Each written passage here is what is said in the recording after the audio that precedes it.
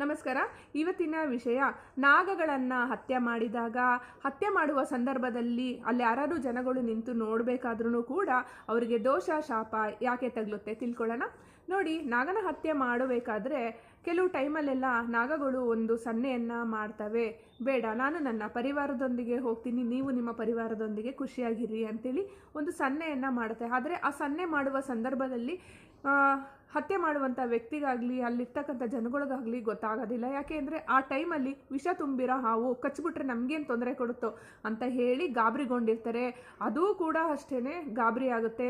So ಹಾಗಾಗಿ ಈ ವ್ಯಕ್ತಿ ಏನಾದ್ರೂ ಹತ್ಯೆ ಮಾಡ್ತಾನಲ್ಲ, ಹತ್ಯೆ ಮಾಡುವಂಥ ಸಂದರ್ಭದಲ್ಲಿ ಅಕಸ್ಮಾತ್ ಹತ್ಯೆ ಮಾಡಬೇಕಾದ್ರೆ ಅದು ಕೊನೆಯಲ್ಲಿ ನಿಟ್ಟುಸಿರನ್ನು ಬಿಟ್ಟು ಶಾಪ ಹಾಕುತ್ತೆ. ಯಾವ ವ್ಯಕ್ತಿಗಳು ಆ ಒಂದು ಹತ್ಯೆಯನ್ನು ನೋಡ್ತಾ ಇದ್ದಾರೋ, ಯಾವ ವ್ಯಕ್ತಿ ಹತ್ಯೆಯನ್ನು ಮಾಡ್ತಾ ಇದ್ದಾನೋ ಅವರಿಗೆಲ್ಲ ಶಾಪ ಹಾಕುತ್ತೆ. ಅದು ಯಾವ ರೀತಿ ಶಾಪನಾದ್ರೂ ಕೂಡ ಆಗಿರಬಹುದು. ಇಲ್ಲ ಅಂದರೆ ಅದು ತನ್ನ ಪರಿವಾರದೊಂದಿಗೆ ಚೆನ್ನಾಗಿ ಬಾಳಿ ಬದುಕಿದ್ದು ಖುಷಿಯಿಂದ ಇರುವಂಥ ಸಂದರ್ಭವನ್ನು ನೆನಪು ಮಾಡಿಕೊಂಡು ಕೊನೆಯಲ್ಲಿ ಕೊನೆ ಉಸಿರನ್ನು ಎಳಿಬೇಕಾದ್ರೂ ಕೂಡ ಅಷ್ಟೇ ಅದು ಫುಲ್ಲು ಉಸಿರನ್ನ ಹೊರಗಡೆ ಹಾಕಿದಾಗ ಅಲ್ಲಿರ್ತಕ್ಕಂಥ ಎಲ್ಲ ವ್ಯಕ್ತಿಗಳೂ ಕೂಡ ಆ ಉಸಿರನ್ನು ತೆಗೆದುಕೊಳ್ತಾರೆ. ಅದು ಸೀದಾ ನಮ್ಮ ರಂಧ್ರಗಳ ಮುಖಾಂತರವಾಗಿಯೂ ಕೂಡ ಸೇರಿಕೊಳ್ಳುತ್ತೆ, ನಮ್ಮ ಉಸಿರಿನ ಮುಖಾಂತರವಾಗಿಯೂ ಕೂಡ ಸೇರಿಕೊಂಡು ಅದು ಕೂಡ ದೋಷವಾಗಿ ಪರಿಣಾಮಗೊಳ್ಳುತ್ತೆ.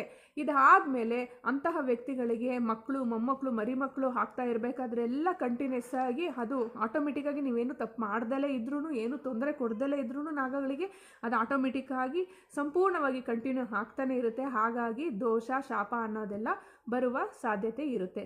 ಈ ಥರನೂ ಕೂಡ ಶಾಪ ದೋಷ ಬರುತ್ತೆ. ಮುಂದಿನ ವಿಡಿಯೋದಲ್ಲಿ ಇನ್ನೂ ಇದರ ಬಗ್ಗೆ ತಿಳ್ಕೊಳ್ಳೋಣ. ನಮಸ್ಕಾರ.